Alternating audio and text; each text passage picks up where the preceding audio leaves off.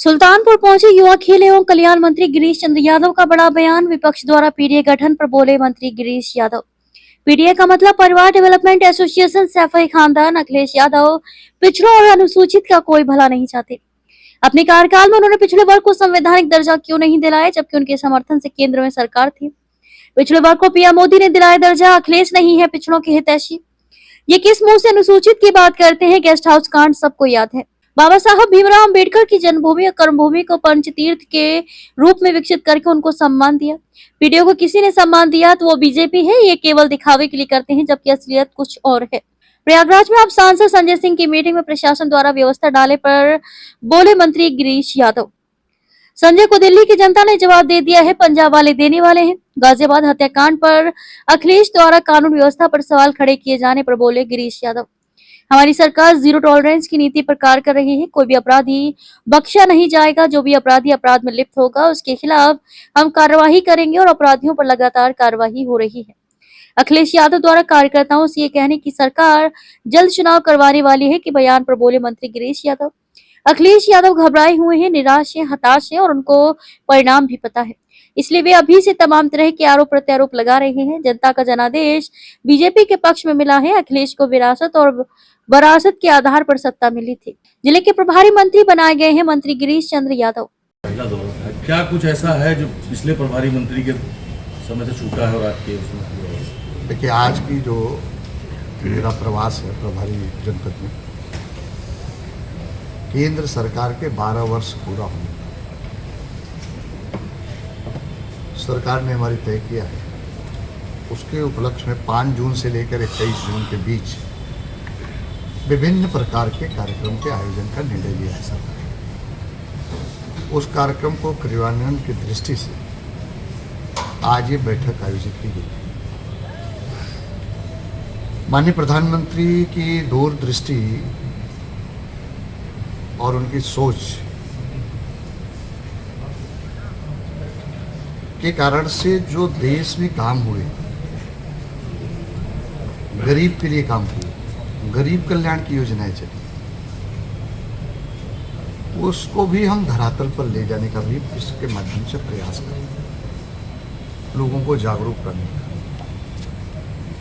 हमारी जो लोक कल्याण की कल्याणकारी योजनाएं चल रही, अगर कोई छूटा होगा, कोई वंचित होगा, इसके माध्यम से उनको लाभ दिलाने का भी एक प्रयास है, उनको एक जोड़ने का भी प्रयास है। और इसीलिए ये कई प्रकार के कार्यक्रम को आयोजन का हम लोगों ने निर्णय लिया है। विश्व पर्यावरण की दृष्टि से जो हम देश के लिए चुनौती है, उस चुनौती से हम निपटने के लिए 5 जून से कार्यक्रम तय किया है कि हर विकास खंड स्तर पर पूरे प्रदेश में 826 विकास खंड, 762 नगर निकाय, एक पेड़ मां के नाम, वो उस कार्यक्रम को भी हम करने जा रहे हैं। चाहे वो अमृत सरोवर हो, तालाब हो, सड़कें हो, एक्सप्रेसवे हो, नदी हो, नहर हो, उन सब के किनारे पर वृक्ष लगाने का भी, पारंपरिक प्रजाति के वृक्ष भी लगाने का प्रयास। हमारे जो विद्यालय हैं, महाविद्यालय हैं, उन सब में भी लगाने के लिए हम लोगों ने तय किया है, ग्राम पंचायत स्तर पर। दूसरा जो हमारा कार्यक्रम है 8 जून से प्रारंभ, विशेष जन संपर्क एवं जन जागरूकता कार्यक्रम। इस अभियान को हम लोग करने वाले हैं, इसके लिए नोडल बनाए गए हैं। इसमें जैसे 400-500 ऐसे प्रबुद्ध व्यक्तियों के बीच एक तरह से कहेगा गोष्ठी का आयोजन, जो हमारी संवाद स्थापित कर रहा है, अधिवक्ता है, उद्यमी है, व्यवसायी है, उनके बीच संवाद, सरकार के कल्याणकारी योजना का जिक्र करना, उनके बीच संवाद करना, उनका कोई सुझाव है उसको भी लेने का कार्यक्रम करना। 11 जून से लेकर 14 जून के बीच सभी जिलों में मीडिया के साथ संवाद, उसमें सभी प्रभारी मंत्री अपने अपने जनपदों में आएंगे, मैं भी आपके बीच आऊँगा, वो संवाद होगा। माननीय मुख्यमंत्री जी के लखनऊ में करने के बाद, जिस दिन वो करेंगे उस दिन के बाद हम लोग अपने अपने क्षेत्रों में आएंगे, वो करेंगे। चौथा कार्यक्रम है जन कल्याण शिविर एवं स्वास्थ्य मेला। हर विकास खंड स्तर पर स्वास्थ्य मेला, जिन भी सभी प्रकार की सुविधाएं, जांच, इलाज, दवा, सब, उसमें सभी का सहयोग के लिए अपेक्षा है। वहाँ आवें, उसमें जांच करा सकते, इलाज करा सकते, दवा दे सकते, स्वास्थ्य को बेहतर बना सकते, उस दिशा में कदम रख। और जैसे आयुष्मान भारत कार्ड योजना चल रही है, प्रधानमंत्री सूर्य योजना चल रही है, पीएम मातृ वंदना योजना चल, पीएम किसान योजना, इन योजनाओं का भी जो लाभ के बारे में चर्चा करना, अगर कोई छूटा है उस योजना से उनको लाभ से आच्छादित करना, इस कार्यक्रम को भी। पांचवा कार्यक्रम है विकसित भारत संकल्प सम्मेलन। ये राज्य स्तर के हमारे कुछ चयनित लोग होंगे, वो आएंगे और ये हम लोग यहाँ विकास खंडों पर, हर विकास खंडों स्तर पर होने वाला है। हर विकास खंड पर वो आएंगे, उनको प्रशिक्षण होगी, कार्यशाला होगी, वो लोगों को बताएंगे, जानकारी देंगे क्या क्या चल रहा है, कैसे चल रहा है, किन बताओ वो चलेगा। तो उसमें ये है विकास की प्रदर्शनी लगी, ये 17 जून से लेकर 20 जून हमारी सरकार ने जो काम किया है 14 से लेकर 26 तक, उन सभी कामों के आध्यात्मिक एवं सांस्कृतिक केंद्र श्री राम जन्म मंदिर, काशी विश्वनाथ धाम वाराणसी, महाकुंभ स्थल प्रयागराज का, प्रदेश के अन्य पुनर्जीवित तीर्थ स्थल जैसे नैमिषारण है, शाकुंभरी देवी, माँ विंध्यवासिनी धाम, ऐसे तमाम क्षेत्रों का जो विकास हुआ उसके बारे में उसकी प्रदर्शनी पूरा लगेगी। बृहत infrastructure, Ganga express way, Bundelkhand express way, Purvanchal express way, Gorakhpur और रायबरेली में अखिल भारतीय आयुर्विज्ञान संस्थान एम्स का जो वो हुआ, गोरखपुर में फर्टिलाइजर के कारखाने का, इन सब को बारे में वो अच्छी प्रदर्शनी लगेगी। और इसके लिए हमारे जो नोडल बनाए गए हैं, जिला सूचना अधिकारी, पर्यटन और संस्कृति विभाग, इसका पूरा तैयारी करेंगे। प्राकृतिक खेती, इसका जो 7वां विषय है प्राकृतिक खेती, 18 जून से 19 जून के बीच ये कार्यक्रम जिले स्तर पर होगा। 300 किसान ऐसे में जो किसान है और जो किसान प्राकृतिक खेती करता है उसका फायदा उस बारे में चर्चा करेगा, बताए कि हमारी कितनी कम लागत लग रही है, हमारी कितनी इनकम बढ़ रही है, हमारी कितनी उपज बढ़ रही है, इन सब बारे में चर्चा करेगा। गोष्ठी होगी, आयोजित होगी। ये सब का आयोजन के माध्यम से किसान को प्राकृतिक खेती के लिए प्रेरित करने का एक है। और प्राकृतिक खेती में गौ आधारित प्राकृतिक खेती है, जल संरक्षण के लिए तमाम तरह की इसमें चीज़ें हैं, इसको हम करेंगे।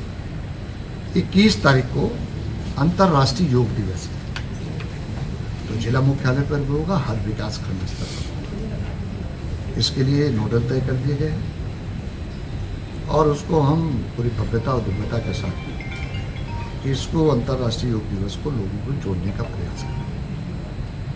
अंतर्राष्ट्रीय योग दिवस के माध्यम से जोड़कर उनको अपने जीवन में इसको उतारने के लिए प्रेरित करने का ये एक अवसर है। इसी कार्यक्रम के बहाने उनको प्रेरित किया जाए कि अगर वो जुड़ते हैं तो कोई बिना दवा के, बिना कोई इलाज के, किसी प्रकार के सभी गंभीर बीमारियों से कैसे वो बच सकते हैं। दवा और बीमारी में जो पैसा खर्च करते हो उससे आर्थिक तंगी होती है, उससे भी बच सकते हैं। इस योग के माध्यम से देश के लोगों को जोड़ने ये उद्देश्य है, उस दिशा में कदम। और उसके साथ साथ हम लोग एक चौपाल भी लगाएंगे। जब ये करेंगे तो चौपाल भी लगाएंगे। उस चौपाल में जितनी कल्याणकारी योजनाएं चल रही हैं उस पूरे गांव को चौपाल के माध्यम से सेचुरेट कर।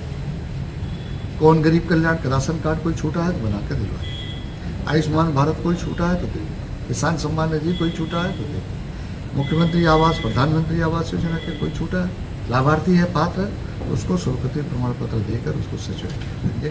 ये विभिन्न प्रकार के कार्यक्रमों के माध्यम से हमारी सरकार ने इस 12 वर्षों के कार्यकाल को विभिन्न कार्यक्रमों के माध्यम से आयोजित करके इसको सफल बनाने के प्रयास के लिए आज ये बैठक बुलाई गई थी, जिसमें जिलाधिकारी महोदय ने सभी को नोडल अधिकारी नामित कर दिया है और हमारे सभी माननीय विधायकगण, माननीय विधान परिषद के सदस्यगण, जिला पंचायत के अध्यक्षगण, नगर पालिका नगर पंचायतों के अध्यक्ष, ब्लॉक प्रमुख, इस सब में हिस्सा बनेंगे। पार्टी के भी पदाधिकारी हिस्सा बनेंगे और इसमें पूरा सहयोग करेंगे।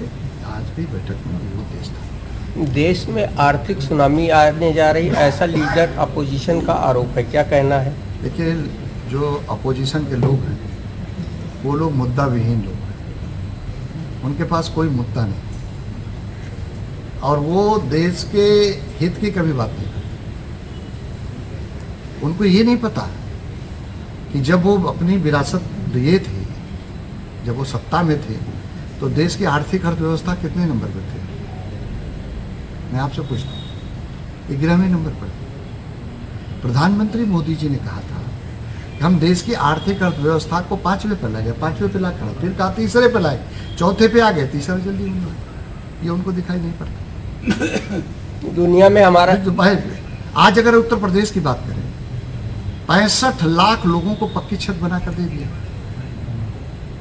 65 लाख, तो बहुत बड़ी संख्या। जो बेघर थे, जिनको रहने का स्थान नहीं, जो गरीब आदमी था, जिसके इलाज के लिए तड़पता था, उसके पास पैसे का इंतजाम नहीं था। आज 50 करोड़ से ज़्यादा लोगों को आयुष्मान भारत कार्ड बना के दे दिया।